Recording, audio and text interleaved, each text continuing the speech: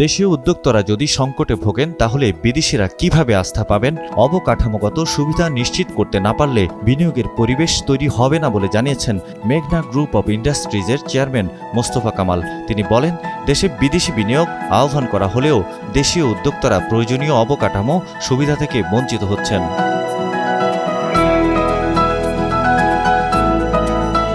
বুধবার রাজধানীর একটি হোটেলে ব্যবসায়ীদের শীর্ষ সংগঠন এফবিসিসিআই ও জাতীয় রাজস্ব বোর্ডের যৌথ উদ্যোগে আয়োজিত এক কনসালটেটিভ মিটিংয়ে অংশ নেন তিনি। এ সময় তিনি বলেন, আমরা ৬০০ কোটি টাকার বিনিয়োগ করছি, কিন্তু গ্যাস এবং বিদ্যুৎ পাচ্ছি না। আমরা বিদেশিদের বিনিয়োগের জন্য ডাকছি, অথচ নিজেরা জ্বালানি সংকটে ভুগছি। এটা অবশ্যই গুরুত্ব দিয়ে দেখা উচিত। এ সময় তিনি জাতীয় রাজস্ব বোর্ড এনবিআরকে উদ্দেশ্য করে ব্যবসায়ীদের বিরুদ্ধে যেন ঢালাওভাবে হয়রানিমূলক আচরণ না করা হয় সেই অনুরোধ জানান।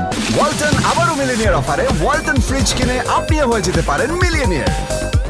মিলিনিয়ার ছড়াছড়ি দেশ জুড়ে, এটা শুধু ওয়ালটনই পারে।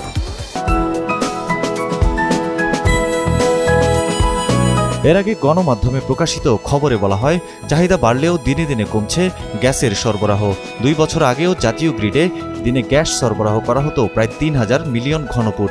বর্তমানে দৈনিক গ্যাস সরবরাহ করা হচ্ছে 2698 মিলিয়ন ঘনফুট। গ্যাসের চাহিদা ও সরবরাহে ঘাটতি বেড়ে যাওয়ায় শিল্প কারখানায় উৎপাদন কমছে।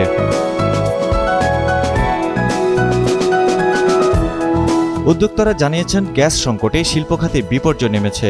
কয়েকশো কারখানা বন্ধ হয়েছে, রপ্তানি আয়ও কমে গেছে, বিনিয়োগ থমকে আছে।